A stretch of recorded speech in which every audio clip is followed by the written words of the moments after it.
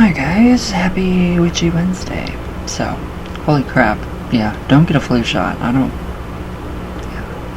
feel like fucking shit. Whoops.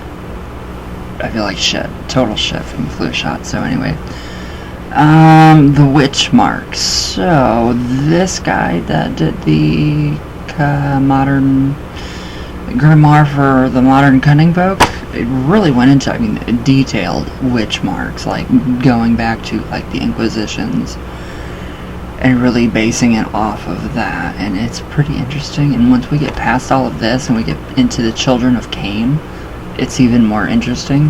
The lore, the resurgence of historical witchcraft and lineages, and it's just incredible. So, all right, we have the witch mark. So he explains this all just a little bit differently than it was in Jim McGarry's books, but it's perfect. So if I can keep this damn thing open. Oh, there we go, bookmarker. Alright, so the witch mark is an interesting concept. Obviously it is. I've tried to find one on me, but I think I have a little one. I don't know. I don't know, honestly. So, it has existed for a very long time in literature and mythology, and a lot of interesting things have been said about it over the years. So, in literature, you often find the idea of the witch's mark being in an extra nipple or a teat, often under the armpit, that is used to feed your familiar or an imp or devil given to you by Satan. So this isn't like historical, just crap. Literally. So obviously witches are not really satanic, so that doesn't really apply here. So witch marks are also seen as, in some stories, as brand marks or marks of possession, like cattle brands or natural deformities or blemishes on the skin, which show that you have the witch's birthright, if you like. So there's a whole range of things, really, though most of it stems from the time of the Inquisitions, which was all wrong. When there was quite a trade in witch finding. Matthew Hopkins, a famous witch finder in England, the witch finder general, and quite a large number of other fellows of a similar nature, used to go around. They actually charged people a penny a time, or in some cases a shilling a time, to identify witches. So it was a job. You actually got paid to do that. Ooh. So they would do this by looking for the witch's mark. According to the Inquisition, the witch's mark was a mark that was placed on the body by Satan himself at the witch's initiation, and it was frequently described as being a suckling place for the familiar or an imp. But it was usually seen as a discoloration of some sort, or at least it started out that way. So that was, impervious to pain. Yeah, I have some of those spots on me. So, the way that they used to search for it was sticking pins in you. They had a particular type, a pin called a bodkin. You guys know what a bodkin is? Hopefully. Okay, so which was a large, sharp pin with a wooden handle.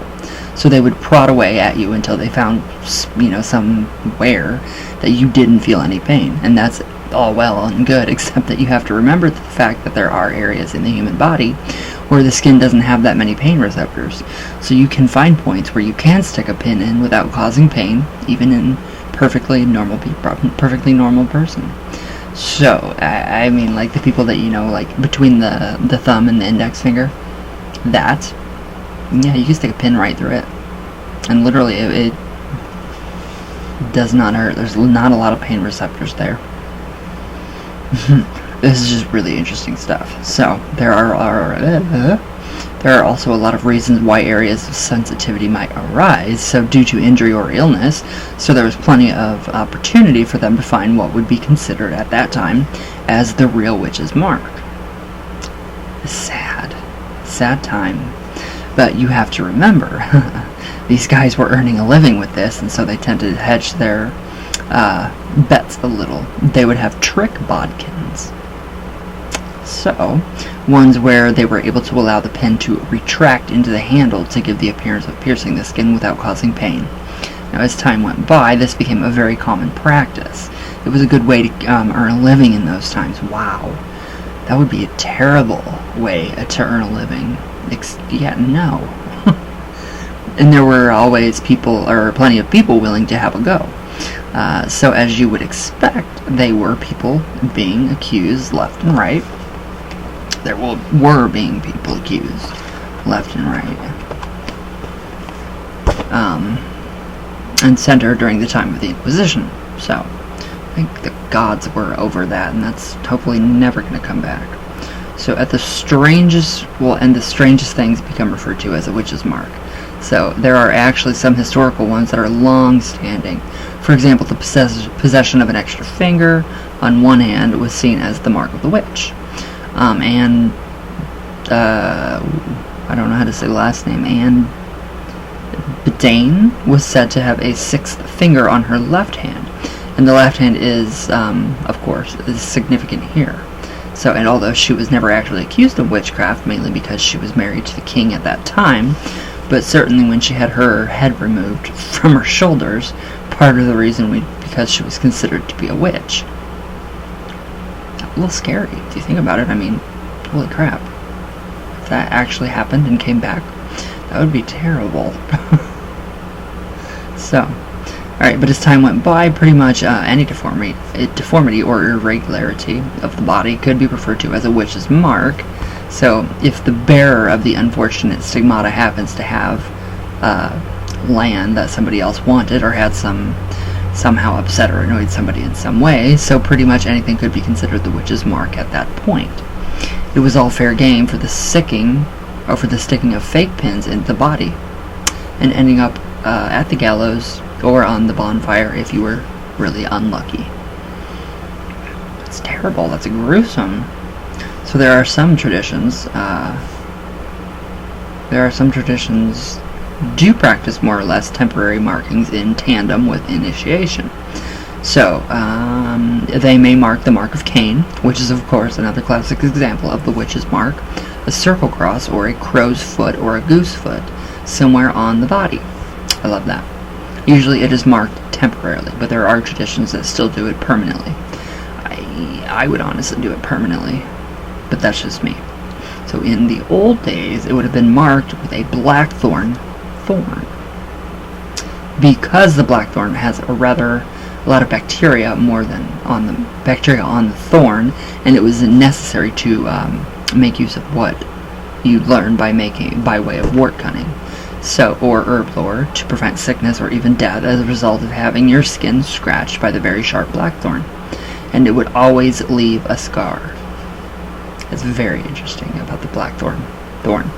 So, and that was really quite an effective way of doing it. So nowadays there are other ways to test herb lore skills, and he says here, and so I doubt there's many groups, if at all any, who actually scratch you with a blackthorn anymore. But there are other ways of marking, with a number of different groups and different traditions that are out there. Pretty much every part of the spectrum is covered somewhere, I would imagine. I mean, yeah, obviously. I mean, tattoos, scarification, all of that. So it's pretty cool. So the witch's mark, yes, it does exist, has existed historically as a physical mark. Nowadays, it's most likely to be a metaphysical marking in the aura.